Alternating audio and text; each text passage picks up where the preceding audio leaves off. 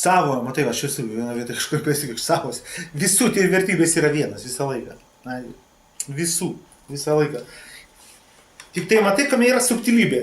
Matai, mes sakom, bendrais principais viskas paprasta, ir paskui tik pradė aiškintis ir pasipila visur, visose tėmose, čia principinis yra dalykas, žinai. Iškart pasipila subtilybės. Tai vertybės visų vienas yra. Tavo yra vertybė viena.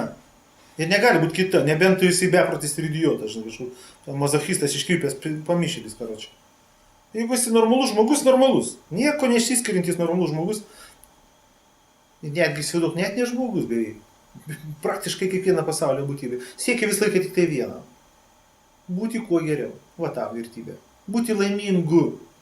Turėti kuo aukštesnė būties kokybė. Va kokia ta vertybė yra. Abstrakčiai gaunasi.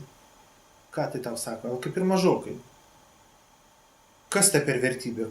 Kokios sąlygos? Kokiomis sąlygomis ir aplinkybėmis galima taip įgauti ir apturėti? Įsivaizduoju. Apturėti maksimalią būties laimę, džiaugsmą.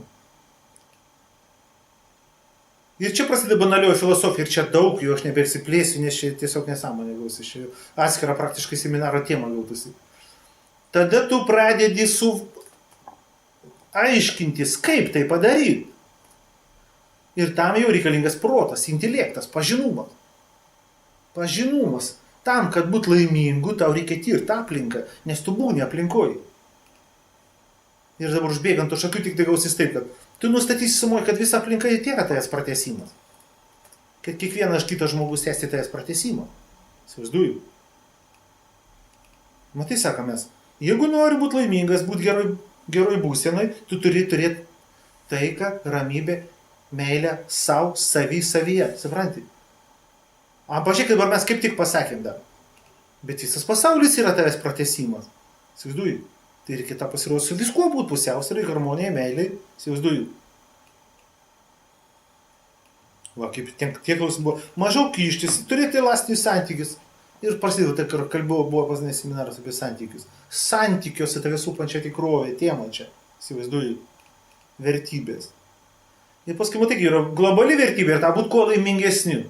Paskui jau pradeda dėstytis, čia strateginis tavo tikslas skaitosi. Paskui jau prasideda taktika.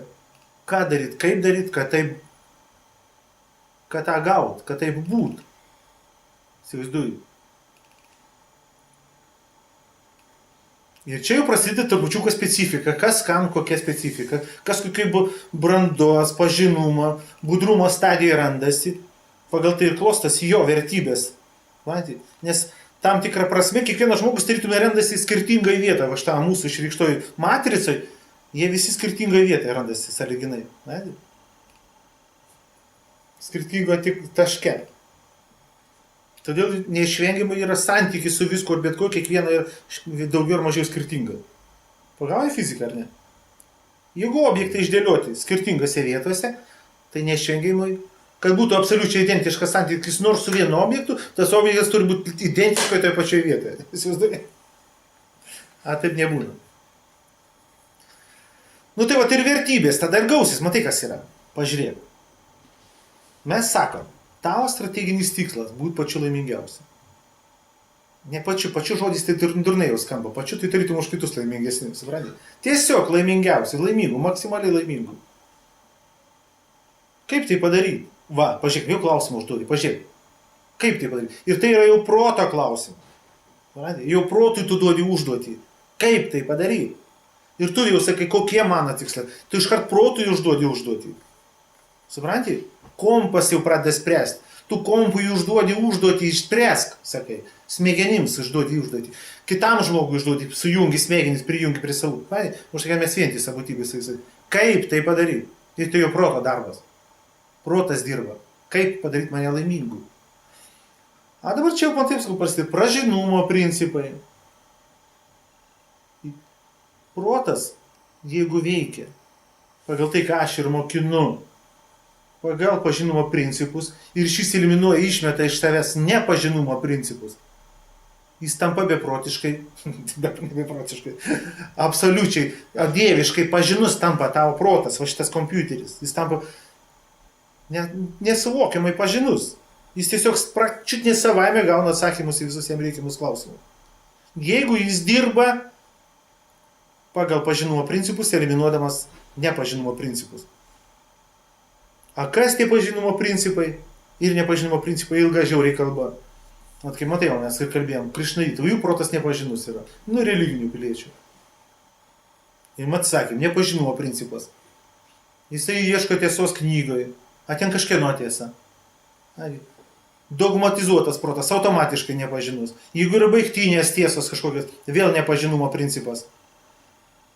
Nu, panašus tokie dalykėliai ir dėdasi, bet čia yra atskira kalba. Tai jau matai, kaip gausis tik tai, suglaudus jau, susumavus atsakymą. Reikia įsivesti tvarką protę pirmoje eilėje. Padaryk protą pažinų ir tu tai sužinosi. Suprantate? Nes, nu, gatavų atsakymų primėti, tas pilnas pasaulis, bet jie neveikia. Tau jis sako, būk geras ir viskas bus gerai.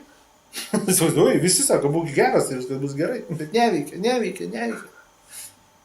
Kodėl? Už tai, kad nėra, protas nemato sekos, įrodymų nemato. Protas mato atvirkščiai. Va, yra visokių vagių, mafijozų, politikų, kurie gryniai atrodo niekšai, įsivaizduoji. Bet jiems atrodo, kaip sekasi, viską turi, jie tarytum už tave geriau gyvena, įsivaizduoji. Tai tau protas tada užkart ir sako, tai tu durnas, nereikia būti geram, kad gerai gyvent, reikia būti blogam, įsivaizduoji, tada gerai gyvensi.